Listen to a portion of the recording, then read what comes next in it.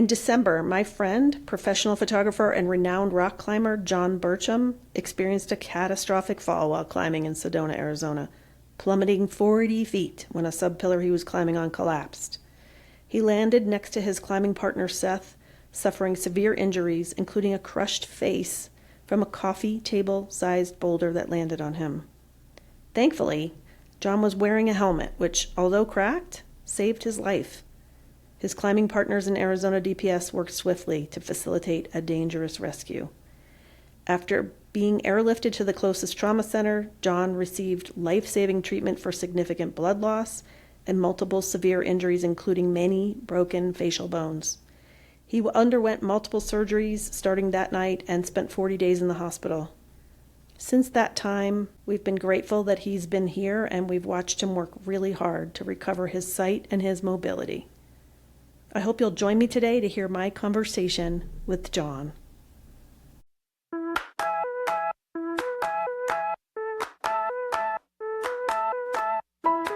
Welcome to Inner Portrait, where our guests are not only seen, but also heard and celebrated. I'm your host, Kristen Dacey EY, and I'm glad you're here. Hi, John.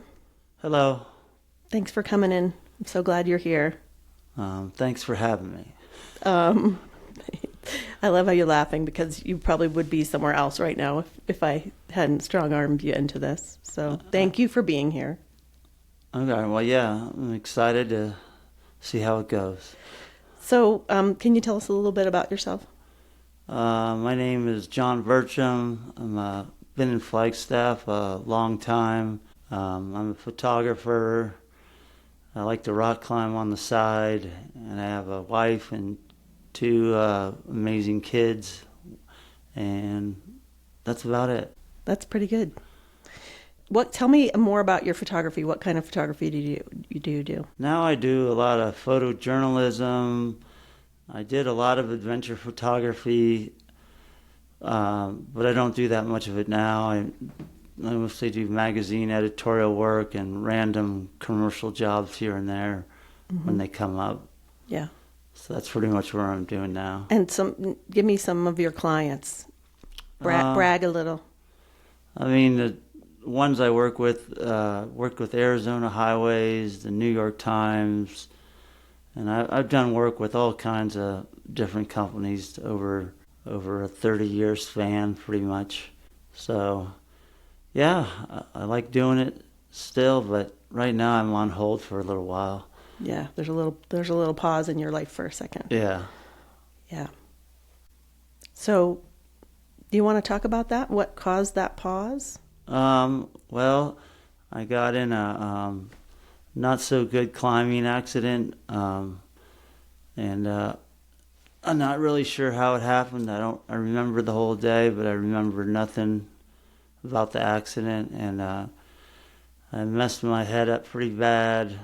Lost some sight in my right eye, and my left eye works, but it's not 100%. It sees things darker than what everybody else would see.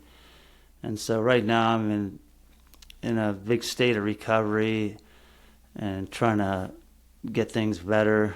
And it's getting better slowly, but I still have a long road ahead. Yeah. Yeah, and I've been amazed at your recovery over the time that I've seen you since the accident. The accident was about not quite 4 months ago or around there. Probably like 3.5, yeah. Roughly. Yeah. And it's been amazing to watch your progress because you've come a long way already. I know it's not as far as you want to, but it's been wonderful to see. Yeah, it's slow. And two, I also remember I just need to get me to this point was an amazing team of my two climbing buddies on the trip. Did amazing work. The helicopter pilots, the medics, the surgeons. It was, I don't remember any of that, but it's a miracle that what these guys and women did to just get me here. So big shout out to those people that really brought me here. Yeah. Yeah, it was they needed to, so you were climbing in Sedona and you had the accident and they needed to get you out of there, and then there was a lot of surgery and recovery that was required. Yeah. A lot of people worked to get you to this point. I think I was from the day of the accident, I was in the hospital and ICU and rehab center for about 40 days. Yeah. Yep. And do you want to brag on how many pieces of metal you got now? Actually, I don't know to be all the way, but I have some titanium in my head. You're like the bionic man. I'm going to date ourselves I'm here. a cyborg. You're a cyborg, yeah. Well, you look great.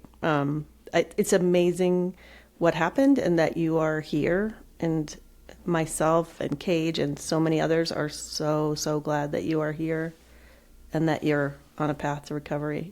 It seems almost to have defied the odds in terms of, how it happened. And you have to try to turn anything into a good thing, but the support from all the friends and family and people calling and leaving messages or going to lunch, and it's been amazing. And that's the best, I think the best healing thing I've been getting is support from the local community and my, people I hadn't maybe talked to in several years, and that part's been really, really good for me. Yeah, people have. It seems from here like people have really rallied around you, and every time I see somebody that is a mutual friend, they want to know how you're doing, and they're thinking about you. Yeah. Yeah, it's a big part of the healing process I've learned. What is the big part? Just the people and the inspiration and that they care and the support from the whole, so many people, some I don't know even, but that's been amazing. I'm so glad you're feeling that support. When we first walked in to see you in the hospital, we didn't know what we were gonna. I mean, when we heard about the accident, we had no idea what shape you'd be in, and we walked in and you started sassing us right away. And I remember that's the meds. I don't think it was the meds. It was like typical John humor, and I thought, oh, thank goodness he's in there. John is still John. He's still giving us some guff, which is exactly what we would hope for. But you weren't able to walk really on your own yet, and you really weren't having much vision at that time, and you were really sort of recently coming from the acute symptoms of the TBI, traumatic brain injury. And then, going to your house the other day and you walked to the front door and opened the door. I mean, it was just like, it makes me want to cry because like the progress was so much. I know it's not as much as it will be, and I know it's not as much as you'd probably like it to be, but to me, watching your recovery, that was really, really great. It was gave me tons of hope and joy to see that you're walking around. You're walking now and able to see. I know you can't see as much as you will, but it's been wonderful to see the progress.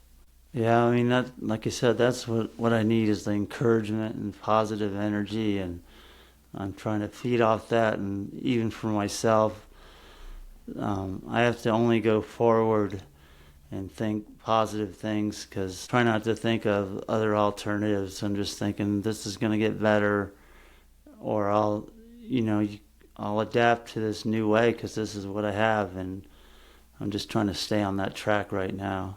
Yeah. One of the things that gives me so much hope for you of all people is that I've known you for about 3 decades, we figured out. And one of the things that's always totally enjoyable with you is when you tell a story about a photo shoot, and you've always been so good at telling the behind the scenes. We've done a lot of times, we've gotten together a lot to share work, and the behind the scenes stories are, often like all hope seemed lost, the situation seemed impossible, and then you're showing us this beautiful work that you were able to come up with in a situation where it seemed very unlikely at the outset. And I feel like this feels like a situation like that where you've had this very, very catastrophic injury, and yet I'm watching you make something out of it already. So it seems very on brand for you. I guess so. Make something out of nothing. Yeah, I mean, even with photography, as long as I've been doing it, I never go do a shoot and think this is going to be easy. This is I've got this. This Yep. is what I do. But every assignment is different, and going to a place you've never been, meeting people you've never been, and Yeah. there's always some interesting story behind every picture like that. We'd have to be here for days if I went into that. Let's go through all your work, and you can Yeah. tell what happened every single time. I think you'd be asleep. No, I like to photo nerd out. You know me. Yeah. So tell me about climbing and why it's been something you've been doing since you were a teenager. When did you start climbing? I was in college when I met some College. friends and said, "Hey, you should try this thing."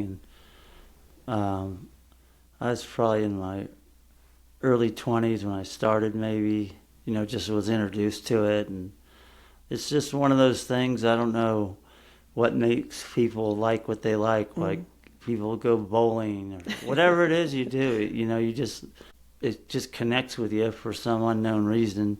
Yeah. And some reason it connected with me. And, I've done sports and had things I've done where they wear away and I stopped doing them. But for some reason, this one has stuck with me. And, I just kept doing it. And, I'm not a good climber. I just enjoy doing it. And mostly the best part is you're just out with your friends in really amazing places. Sometimes you don't even remember the climb. You just remember all the goofy things you've done and on the trip and the journey getting there. Yeah. And like, hey, do we even climb? That was a fun day. You don't remember the climb, you remember everything else. Yeah, that's what it's all about. You think it's also like about you're a photographer and we photographers tend to like to see things. I mean, we're looking for that view or that sort of like composing in your head in a way. You think that climbing was a visual thing for you? I mean, I did like doing adventure photography and photographing, but when I go climbing on my own, it's like I don't have anything other than a phone and even before the iPhone, I would maybe have a point and shoot. But wow. It's kind of like my time off, really. Huh. But then if I did a really cool climb, I might come back with a crew, and I say, this will make some great photos. So right. So I guess I'm just doing research. It's all all recon. Yeah. It's all a scouting mission. Yeah. Yeah. So that's interesting. Yeah, and I've always wondered, like, you see your beautiful climbing photos, and you're like, what gear are people taking? Because I'm not a climber, like, and never will be, I don't think. I'll go bouldering, but the idea of climbing scares the heck out of me. And also, then, how do you get your gear? Like, how do you get equipment? Packing light sounds like if you were going to document what you were doing, that's kind of essential too. We never pack light. Well, I mean, like a point and shoot camera is for me sounds gear wise. If I'm actually climbing, but those are just more snapshot pictures. Just right. Your friend at the valet, just kind of goofy shots. But when you're doing the real shoots, when you have to bring a lot more gear. Gotcha. So what is the path for recovery? What are you looking to have happen from here? I mean, number one is my eye. I'm fine with one eye. There's people that live full lives with one eye. It just takes over. But if my left eye can just get brighter vision, and then hopefully I can drive. And if I can drive, it means I can work. Yeah. And that's the ultimate goal. Yep. And I'm going to stick with it. And I know it takes a long time. Yeah. And, a lot of people that's had optics or nerve injuries, they all say it takes a long time and just be patient. Yeah. So I'm just sticking to that right theory and just keep moving forward. That's all I have right now. Yeah, and you're being a compliant patient to accomplish those goals, right? So You're far, like doing what they tell you. yeah, I've been going to PT, Yep. and I realized that when you lay in bed for 40 days, it just kind of ruins your body. I had to relearn my balance, Yeah. and I lost tons of weight, and so I'm just trying to get back to a base level right now. Right. And I don't want to jump ahead fast. I like going slow and taking my time, so I don't fall down really. Yeah. Not fall down. That's Yeah, important. number one. Yeah. So one of the things you told me about when you were in the hospital and you were gaining your balance again, you were practicing walking, I think with a walker and someone with you. Or were you Yeah. just holding on to somebody? They they wouldn't let me walk alone at all in there, which is smart. Yep. But I was on a walker for quite a while, and now I don't use one at all. Right. I don't. We bought some for our house, and I used them in the house for a while. But now I'm feeling confident enough. Yeah. I can go in stores and walk. I don't walk it super fast sometimes, but it really helps with the balance not using the walker. Yeah, yeah. So yeah, it was nice getting rid of those Yeah, things. I bet. And also, you told me something pretty funny about people walking you around the hospital that you learned about. You said, A lot of when they should tell, a lot of people don't know their left from right. They would always say, "Turn left," and I'd be turning left, and then they go, "No, the other way." It's like, "No, I'm going left." And she goes, "Right," and they go, "Oh, got it." That's funny though. the guy with the traumatic brain injury is like, no, that's not left. That's scary. Like I'm relying on you guys. Yeah. You gotta tell me the right thing. Yeah. So tell me what you're getting inspiration from right now. You're like, where's the inspiration coming from for you? I don't really have like inspiration so much. I'm just trying to stick to recovery right now, and I know, down the road, new doors will open, but right now I don't, getting everything stripped away from you overnight. I don't know, just focusing on recovery now, keep moving, exercising as much as I can, and that's what I'm really focusing on now. But the world's wide open coming ahead, but I can't really see just yet how it's all there's gonna be doors that open, Yeah. like if one door closes, there's gonna be something opening, and I don't know what that is right now. Yeah. It's still new, and every with the doctors, every head injury is different. No two are the same. Yeah. So I think everyone has to do their own. Right. It's all different, I think, for everyone, but it's definitely good to talk to people that have gone through something similar Yeah. to me. But I'm just in the baby steps of kind of exploring that right now. Yeah. Yeah. It's just nice to see what's possible, and I think it seems like you're finding that. You're finding what your possible path is. Yeah. I mean, yeah, and like I said, I don't really know. I know it's going to end up good no matter what way I go, but it's just it's going to just take time, and I got to just keep thinking good thoughts. Yeah.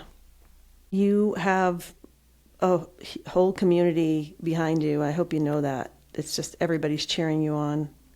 I think I can feel it in the air.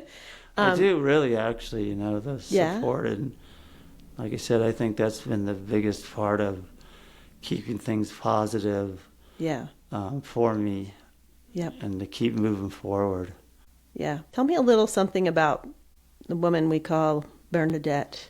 Oh, well, anytime something like this happens, it affects me, but I think it's been harder on my family, and And my wife, she's Bernadette. She's been so amazing, because now I can't drive, and just what she's done in the last 3 months has been, very hard and difficult. But it's amazing what she's done, and I want to help, but I'll get there, But yeah, it's been extraordinary what my family's done to support to get this far even. Yeah. Yeah. They're awesome. They're keepers. Yeah. I think because of what you've experienced, you know things that some of us don't. And I think hearing your experience helps us to not take for granted the things we do have, and also gives us some inspiration for hard things that come our way and how we might manage it, just to see what you know in this moment in your life. So you don't have to be a philosopher or a guru or dispense with any specific, wisdom. It's just really good to hear where you are. And also, I just think, like I said, people are always asking how you're doing, and it's nice for them to hear it from you. I think it's comforting. It's comforting to hear you be you. Yeah, it's getting, it's basically one day at a time, and Yeah. every day seems the same for me almost, but there is progress, and it moves in millimeters, not inches or big steps. So that's what can get you down. You're like, I'm the same as I was yesterday, but like the PT I go to, it felt like the day I went in there, and I've been going, and they've done tests, and they're doing the same test, and they said, you've improved like tons, but it doesn't feel like when I'm in there. It's like, I don't feel like I'm getting any better. Yeah. And they compare you to the first day you were there, and then they compare you to where I was now, and it was a huge difference. Yeah. So that's inspirational to know, wow, this is actually working. Yeah, I'm actually doing something here. Yeah. I can see it, and I'm glad they're helping you see it too. And we're going to do a weekly podcast, so you're going to come in and talk about, I'm just kidding. We're going to do a new show, Tea and Crumpets, with Kristen and John. tea and crumpets. And then we're just going to slurp on our tea. Yeah. We're going to munch on the crumpets. We're going to just make loud crunching sounds. People will love it. I don't even know what a crumpet is. I think it's kind of a little scone-like. I don't know if I'm a crumpet person. We'll have to switch to something else. We'll have to find something else. I know. Donuts. Yeah, there we go. Okay. All right, we'll do donuts. Can you think of a photo shoot you went on that was especially enjoyable? I know they're all delightful, and they're all different. They're all sunshine and rainbows from beginning to end. No, something that you felt like really kind of excited about. I mean, every one I do is unique and challenging. You meet amazing people that you normally wouldn't get to meet, and that's a big part of it, meeting the people. Yeah. And traveling and things like that. But all of them are good in the end when you succeed. But yeah, like at the end when you did it. There's no feeling, but but one of the, I guess it'd be like, I don't know if it was the easiest or anything, but we had this job that we, with another photographer, that we traveled to the 7 natural wonders of the world. And it took about 2 years to do all of them. We didn't just do them all back to back. Yeah. But that one was probably the craziest and the longest assignment I've probably ever had. Yeah, and 2 years. Going all these places and that I'd never been to before, and it was pretty amazing adventure, the whole thing, but definitely was, it's not like you're on vacation when you're on a shoot. Your brain never stops thinking about getting the right images or video or whatever the clients want. Right. But it was pretty awesome. Remind me some of the 7 natural wonders. I know the one that's about an hour from here. Yeah, there's some Grand Canyon. Some interesting ones that you wouldn't think of, but the one of the coolest ones, I don't know, Victoria Falls in Africa was amazing. Wow. And one that I think it's debatable whether it should be one because you can't touch it is the Aurora Borealis. Yeah. Which we went to Finland and Norway for, and minus 40 below zero when we were out there. And but that was amazing up there, just how pristine it is and clear nights, and it was beautiful. But all of them were unique in its own way, and so that one definitely sticks in the memory. But you can go do a one-day assignment doing a portrait of someone in a story, and it's just as amazing. It just didn't cover such a long period of time. Yeah, or maybe go to such great distances over time. Yeah, I mean, you get to see these amazing things, but also you're working and you're really, like you said, your brain's never shutting off. It's not a vacation, but it is still a privilege, don't you think? And you get some times where you can just let your guard down and kind of soak it all in and turn off the photo brain for a little while. Yeah. But I mean, and then it's like on most things when you, even like on long climbing trips or backpacking trips where the weather's terrible and you name it, and you get back from the trip and you go, I'm never doing that again. I'm not going. Photo shoots are a lot like that. You get back and you go, you forget how hard it was or the whatever was wrong and the work you did and how you almost didn't get it. And then as soon as you get back home, it's like, that was awesome. I'll do that again. I want to go now. Yeah. Yeah. And then also you're editing what you shot, and you're like, you get excited all over again. You sort of see the visual part of it without the stress and anxiety and exhaustion and sleep deprivation and all that stuff is always there. So, where is it the best place for people to go to see your work? Right now it's just my website, johnburcham.com. Yeah, we'll link to it. And I mean, that's the best way. And better than Instagram too. Instagram's okay. I'm not the best poster, but there's enough content on that too. I post different things that might not be on my website. Yeah, like climbing stuff from trips with my friends. But but right now I can't really get on my phone, so I haven't been able to post anything. But I'm trying to figure out how I can do it on my computer. But that's another step I have to learn right now. Right. That's going to be one of the things you're going to find a way to do. Yeah, there's a way. I just got to figure it out I need to work with people that know how to get people who are visually impaired to work whatever their situation is. Yeah. Accessibility. Yep.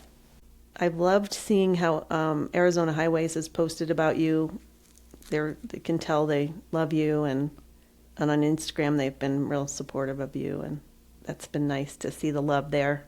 Yeah, I feel lucky to work with an organization like Arizona Highways, and I've been with them, I can't exactly tell, 15 years. I don't know. Yeah. Give or take years. I'd have to go see which was the first assignment, but they definitely are an amazing crew. All the staff, they definitely treat you like family, and even they're my I work for them, but they're friends and colleagues, and like I said, they're an amazing group of people to be working with, and I feel really lucky to know these people and work for them. Yeah, and they're lucky to have your beautiful work.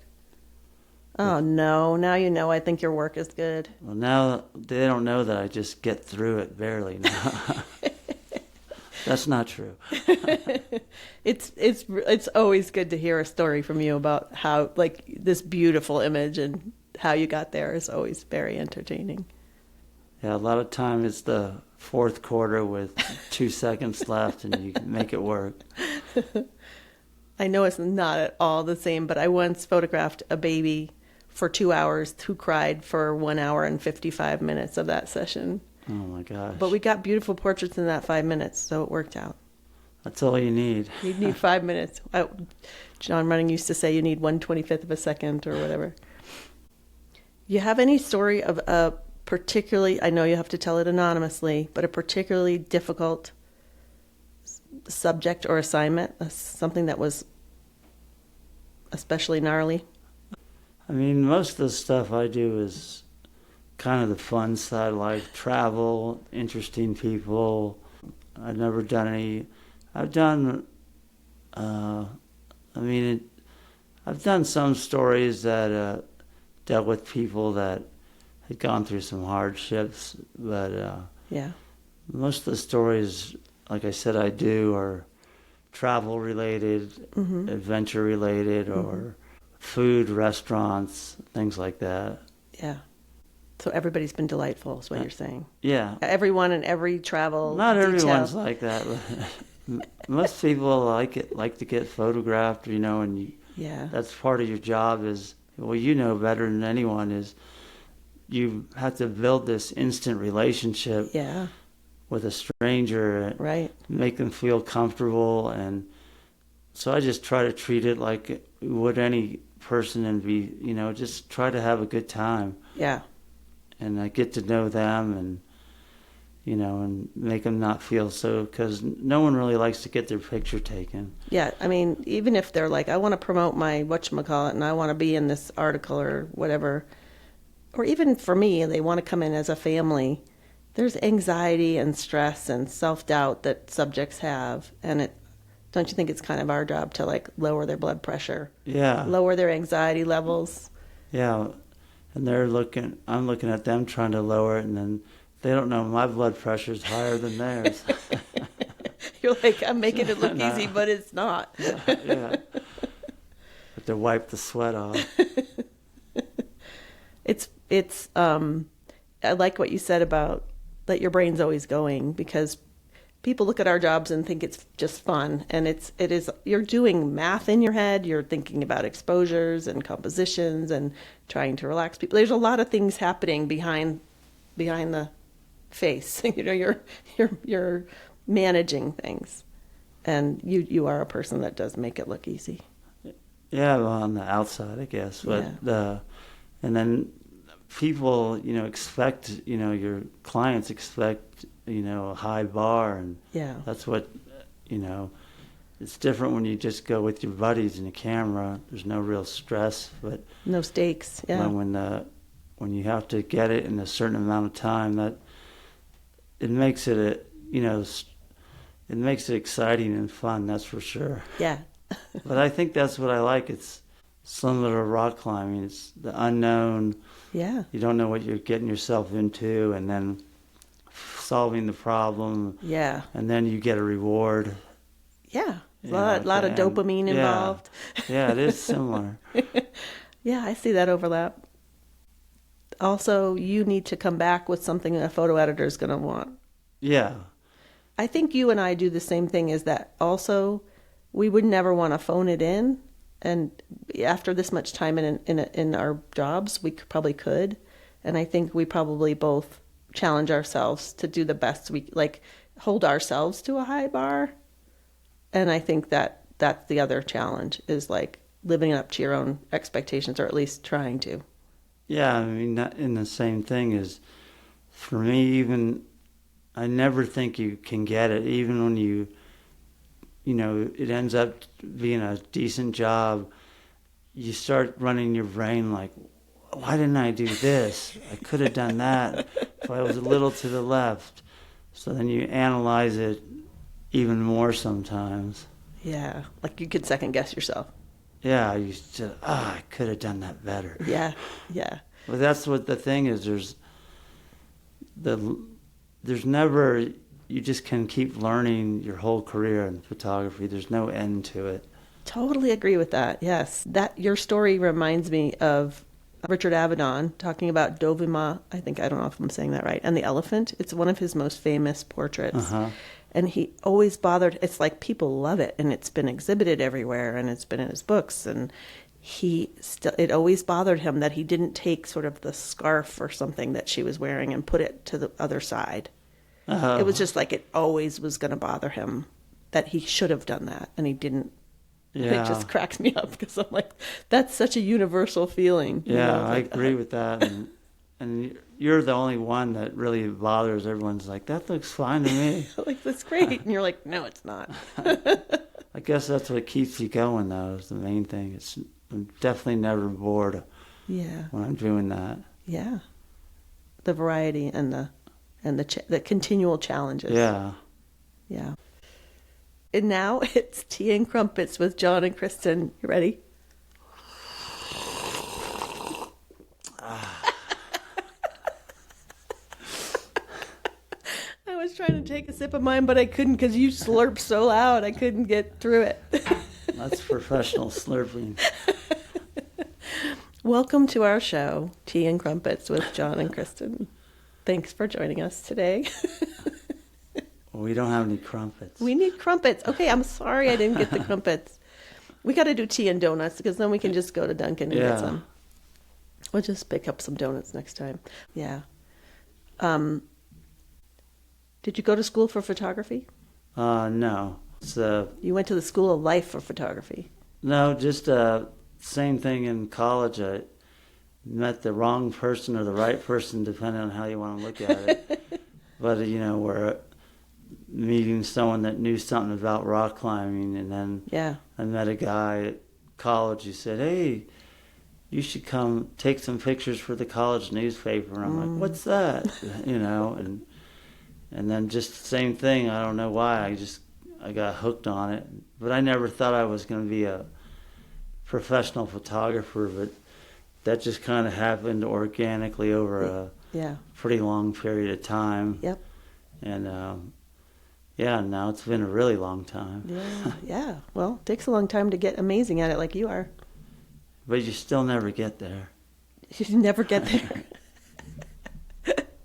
We'll leave it. We can leave this conversation at you'll never get there. You'll never photography. Some people might get it there, but I'm never going to get there. That's what keeps me going. I totally agree that sort of aspiring to do better keeps you motivated and keeps you challenging yourself as a photographer, and that's a good thing. And I love what you said about that's what I like about it. Learning forever, like never being done learning about it. I love still the learning part of it, and seeing, learning from other photographers, and, it never ends. Yeah, that's good. Otherwise it'd get boring. Yeah. Yeah. Okay, John, thank you so much. Thank you so much for being here. I just appreciate you. Well, thank you. Hope you got something out of this. Totally enjoyable. Oh, yeah. Totally I enjoyed it too, so it's fun. It's always good to hang out with you. I hope you've enjoyed our conversation today. If you'd like to follow John and see his beautiful work, you can visit his website, his Instagram, and his GoFundMe page where you can help cover the costs of his extensive recovery. We'll link to all in the notes. Thank you so much for being with us today.